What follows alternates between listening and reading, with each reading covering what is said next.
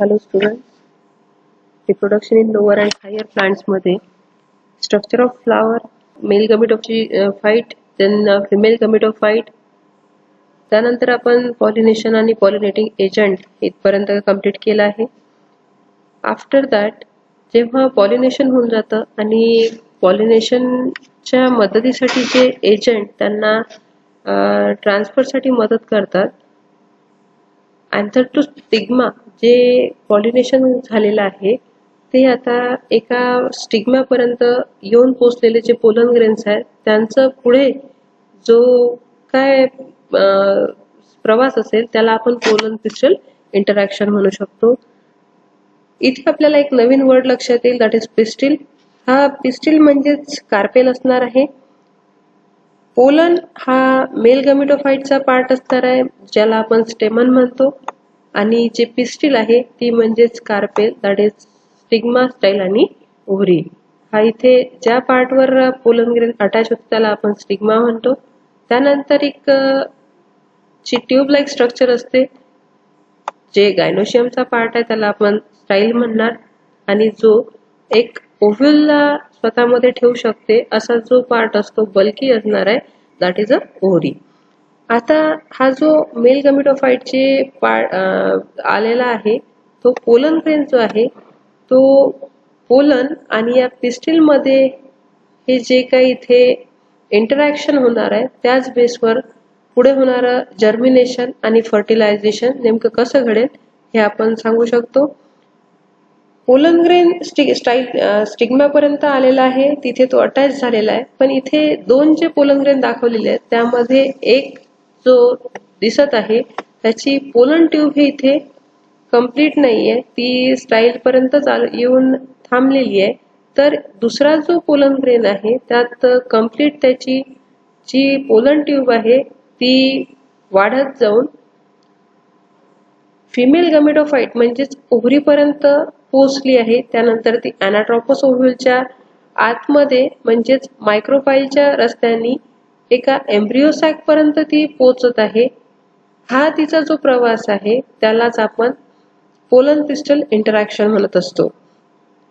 यामध्ये आपल्याला आता ह्या ज्या इव्हेंट आहेत त्या वन बाय वन होणार आहेत. नेमकं तिथे हे जे इथलं यांचं हे स्ट्रक्चर आहे हे फॉर्म कसं होईल, इथे त्यांना नेमका कोणता पोलन ग्रेन पुढच्या प्रोसेसमध्ये भाग घेईल हे ठरवणारे पोलन पिस्टल इंटरॅक्शनच्या इव्हेंट असतील. पोलन पिस्टल इंटरॅक्शन म्हणजे नेमकं काय, तर याच्यामध्ये आपल्या लक्षात येईल की all the events from deposition of pollen grains on the stigma to the entry of pollen tube in the ovule are referred to as pollen pistil interaction. ह्या सगळ्या ज्या इव्हेंट असतील त्या कशासाठी झाल्या आहेत तर त्या पोलन ग्रेनला डिपॉझिट करणार आहेत, त्या पूर्ण स्टिग्मापर्यंत आणून सोडतील आणि त्यांना ओव्ह्यूल पर्यंत पोहोचण्यासाठी त्याची पोलन ग्रेनची जी पोलन ट्यूब निघते ती मदत करणार आहे. आणि ह्याच पूर्ण घडणाऱ्या ज्या इव्हेंट आहेत त्यांना पोलन पिस्टिल इंटरॅक्शन म्हटल्या जाते. पोलन ग्रेन आलेला आहे स्टिग्मावर, त्याला रेकॉग्नाइज केल्या जाईल, त्याला ओळखल्या जाईल. त्यानंतर तो एकतर राईट टाईप किंवा रॉंग टाईप अशा दोन भागात त्यांना डिवाइड केलेला आहे.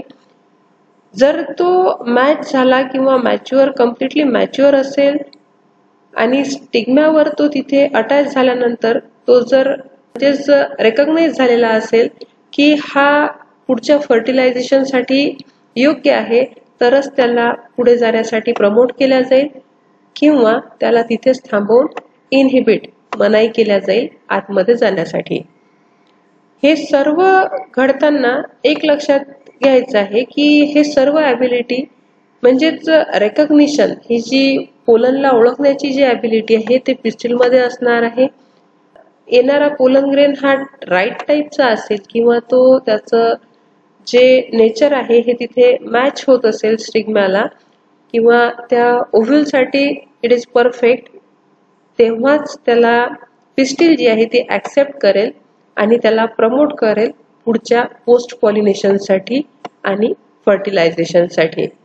तरच त्यातले जे मेल गमेट आहेत ते पुढे जाऊ शकतील. पण जर समजा तो रॉंग टाईपचा असेल तर पिस्टिलस त्याला रिजेक्ट करते.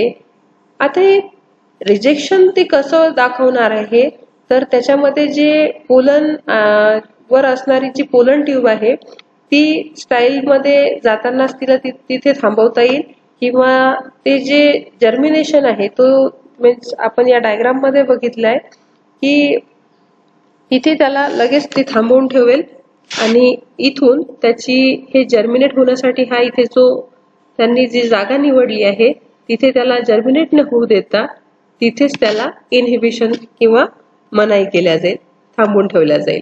पण हा दुसरा जो आहे हा राईट टाईपचा आहे. फर्स्ट वाला जो दाखवला तो रॉंग टाईपचा आहे. म्हणून याला इनहिबिट केलं आतमध्ये जाण्यासाठी तर याला प्रमोट केलेलं आहे. Thus only right type compatible pollen germinates on stigma and a pollen comes out through one of the germ pore.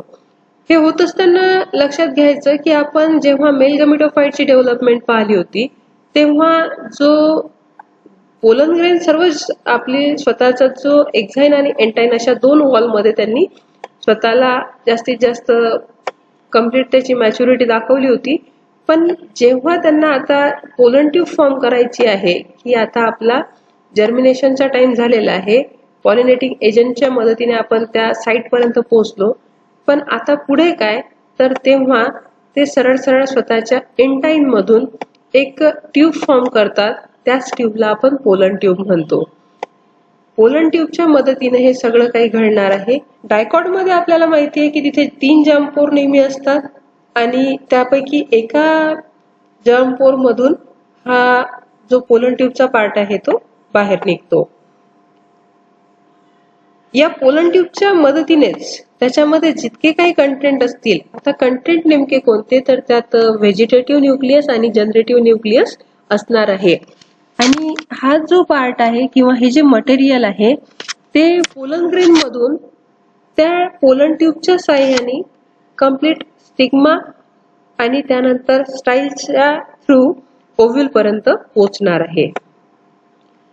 तिथे पोहोचल्यानंतर काय तर after reaching the ovary pollen tube enters the ovule through the micropyle and then enter on the synergids through the filiform apparatus and burst to release male gametes.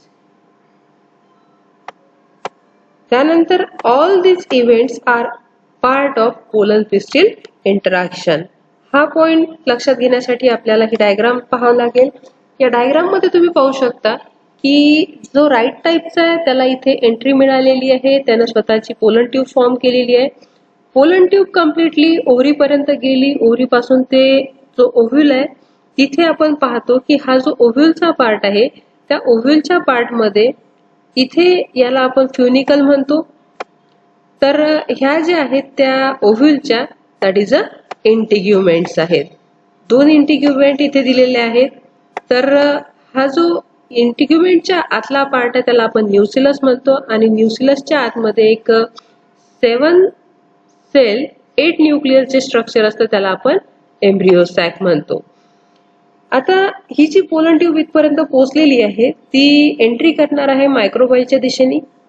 मायक्रोपाइलच्या मदतीने तिने pollen tube न्यूसिलस पर्यंत पोहोचली आहे आणि न्यूसिलसला ब्रेक करत ती embryo sack पर्यंत गेली आहे.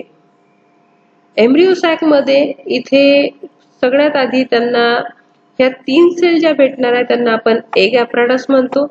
या एग ॲपॅरेटस मध्ये आपल्याला समजलं की त्यामधल्या ज्या 2 आहेत त्या सिनर्जिड्स आहे आणि त्यामधली एक जी आहे ती एग सेल आहे.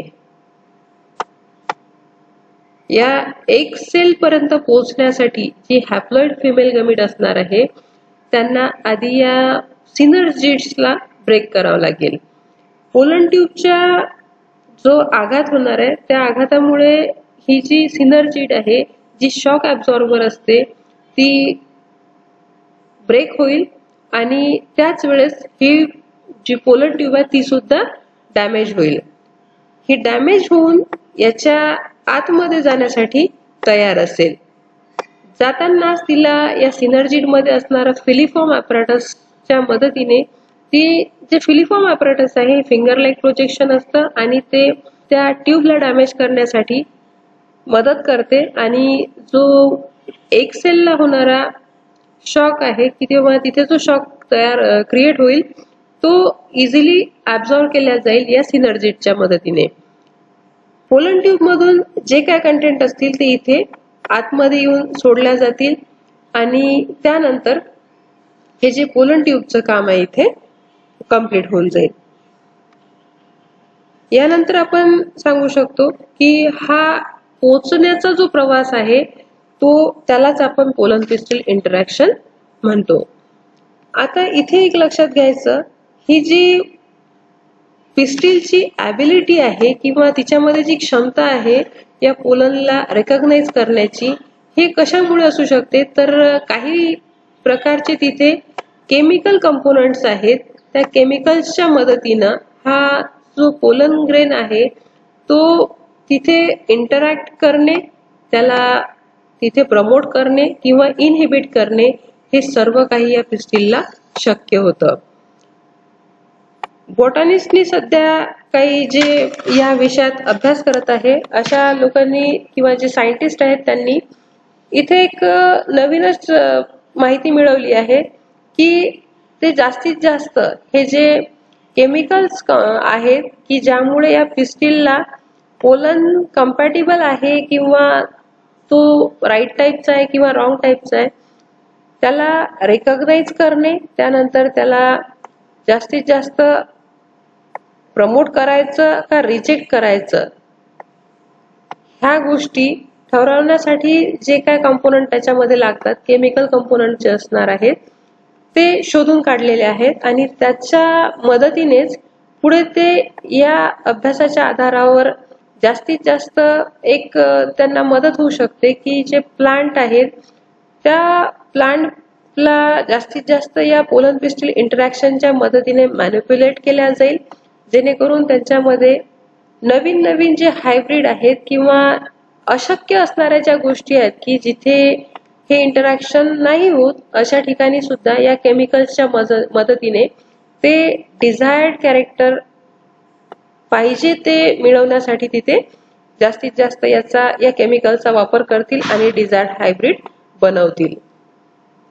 यानंतर काही आउटब्रीडिंग डिव्हाइसेस आहेत की जे बाहेरच्या बाहेर समजा तिथे जर आपण इथे पाहू शकतो की हे डिव्हाइस जे आहेत हे आपण त्यांना माध्यम म्हणतो. आता क्रॉस पॉलिनेशन जे आहे तर cross pollination is preferred by majority of flowering plants and they develop out breeding devices. जर क्रॉस पॉलिनेशन मध्ये जास्तीत जास्त हे ब्रीडिंग डिव्हाइसेस जर नसतील तर ते शक्य होणार नाही वेगळ्या ज्या स्पेसीज आहेत त्या तयार करणं. यामध्ये वेगवेगळे आपल्याला टाईप दिसतील तर जे बायसेक्झुअल फ्लॉवर आहे त्याच्यामध्ये हे आपल्याला लक्षात येऊन जातील की जर बायसेक्झुअल फ्लॉवर आहे तर प्रत्येक वेळी तिथे सेल्फ पॉलिनेशनच होईल, पण हे टाळण्यासाठी ह्या ज्या गोष्टी आहेत तिथे आपल्याला या आउटब्रीडिंग डिव्हाइसेसची मदत होईल. मग आता हे आउटब्रीडिंग डिव्हाइस जर आपल्याला पाहायचं असेल त्यात फर्स्ट जी आहे दॅट इज डिकोगॅमी. आता इथे आपल्या लक्षात येईल की when stamen is a male gametophyte आणि कार्पेल ही फिमेल गमेटोफाइट आहे. बायसेक्झुअल फ्लॉवर मध्ये मॅच्युअर जर होत असतील, दोन्ही जर तिथे प्रेझेंट आहे, ते मॅच्युअर होण्याचा टाइम जो वेळ आहे तो जर वेगवेगळा असेल तर त्यालाच आपण डिकोगॅमी म्हणतो. याचा फायदा काय होईल तर स्टेमन आणि कार्पेल जर एकाच वेळेस दोन्ही पण जर ते जर मॅच्युअर होत असतील तर तिथे ऑटोगॅमी और गेटनोगॅमी तिथे घडेल. पण हे थांबवण्यासाठी जास्तीत जास्त तिथे एक मदत होऊ शकते की त्या दोघांचा जो मॅच्युरेशनचा जो टायमिंग आहे किंवा जी वेळ असणार आहे ती जर वेगळी असेल, जर समजा एखादा फ्लॉवर किंवा जे त्याच झाडाचा जो अँड्रोशियम आहे तो आज मॅच्युअर होत असेल आणि त्याचा जो कार्पेल आहे तो काही दिवसानंतर मॅच्युअर होत असेल तर त्या दोघांमध्ये इंटरॅक्शन ही घडणार नाही. पण जर ते दोघेही एकाच वेळेवर जर मॅच झाले तर तिथे सेल्फ पॉलिनेशनच घडेल. मग हा वेळ बदलला तर तिथे त्या फुलांमध्ये जे होणारं इंटरॅक्शन आहे तिथे ते होणार नाही आणि क्रॉस पॉलिनेशन साठी याची मदत होईल. त्यानंतर आहे प्रोटोअँड्री. आता इथे या शब्दाचं मीनिंग आपण पाहू शकतो. प्रोटो मीन्स आधी आणि अँड्री हा एका वेगळ्या अर्थाने इथे दिलेला आहे. Andry means androecium. आता अँड्रोशियम म्हणजेच male gametophyte. When androecium mature earlier than gynoecium of a same flower called as protoandry. जर एखाद्या फ्लावर मध्ये, इथे सर्व बायसेक्झुअल फ्लावरच्या बाबतीत आपण बोलत आहोत, अँड्रोशियम मीन्स स्टेमन जो आहे तो आधी मॅच्युअर होत असेल, फिमेल गमेटोफाइट म्हणजे कार्पेलच्या आधी जर स्टेमन मॅच्युअर होत असेल त्याच फुलामध्ये, तर त्याला आपण प्रोटो अँड्री म्हणतो. Means androecium is mature earlier than gynoecium. याचं एक्झाम्पल जे आहे दॅट इज अ सनफ्लावर आणि चायना रोज. त्यानंतर आहे आपल्याकडे प्रोटोगायनी. आता protogyny means when gynoecium mature earlier than androecium. इथे प्रोटो मीन्स आधी, तर गायनी मीन्स काय, तर गायनोशियम दिलेला आहे. आता लक्षात ठेवायसाठी आपण या अर्थाने घेतलं तरी चालेल. अँड्रोशियम आधी जेव्हा मॅच्युअर होत होता तर त्याला आपण प्रोटोअँड्री म्हटलं, तर इथे गायनोशियम आधी मॅच्युअर होता म्हणून याला प्रोटोजेनी म्हटलेलं आहे. सेम फ्लॉवर मध्ये ही इव्हेंट घडलेली आहे, त्यालाच आपण सांगू शकतो की दॅट इज अ प्रोटोगायनी. याचे एक्झाम्पल जे आहेत that is Michelia and mustard. यानंतर आपण पाहू शकतो self sterility. When pollen grain of a same flower is unable to fertilise stigma of a same flower is called as self sterility. Self sterility means bisexual flower असून सुद्धा तिथे sterility आहे. Sterility means नापिकता किंवा self इनकम्पॅटिबिलिटी, की तिथल्या तिथं तो जो मेल गमीट आहे तो फिमेल गमीट साठी पूरक नाही आहे, इनकम्पॅटेबल आहे, किंवा तो सेल्फ स्टरिलिटी तिथे शो करत असेल. मग अशा ठिकाणी जर समजा तो पोलन ग्रेन जो आहे तो त्याच फ्लावर मध्ये स्टिग्माला जर फर्टिलाइज करू शकत नाही, तर तिथे सेल्फ स्टरिलिटी हा कन्सेप्ट समोर येतो. याचं एक्झाम्पल जे आहे दॅट इज ऑर्किड आणि टोबॅको. त्यानंतर आहे unisexuality or dicliny. Flowers are unisexual and plants are monoecious and dioecious. यामध्ये आपण सांगू शकतो की जे फ्लावर आहेत ते त्याच्यामध्ये एकतर स्टेमन असेल किंवा कार्पेल असेल, आणि जे प्लांट असतील ते एखाद्या वेळी मोनोशियस असणार आहे किंवा डायोशियस. आता मोनोशियस आणि डायोशियस जे आहेत ते आपण इथे in some plants like castor. तर कॅस्टरचं जे प्लांट आहे त्यामध्ये मेल आणि फिमेल फ्लावर जे आहेत ते एकाच झाडावर तयार होतात म्हणून त्यांना आपण मोनोशियस प्लांट म्हटलेलं आहे. तर जे पपयाचे झाड आहे ते डायोशियस म्हटले जाते. तिथे मेल आणि फिमेल फ्लावर जे आहेत ते डिफरंट प्लांटवर प्रोड्यूस होतात. ह्या कंडिशन ज्या आहेत त्या प्रिव्हेंट करत असतात ऑटोगॅमी आणि गेटनोगॅमीला. यानंतर आपण सांगू शकतो की हे सर्व जे आउटब्रीडिंग डिव्हाइसेस आहे याची मदत होत असते. फक्त बायसेक्झुअल फ्लावर मध्ये नेहमी जर सेल्फ पॉलिनेशनच घडलं तर तिथे नवीन ज्या व्हरायटीज आहेत, ज्या स्पीसीज आहेत त्या बनणार नाहीत. नेक्स्ट आपण डबल फर्टिलायझेशन हा कन्सेप्ट पाहू. थँक्यू.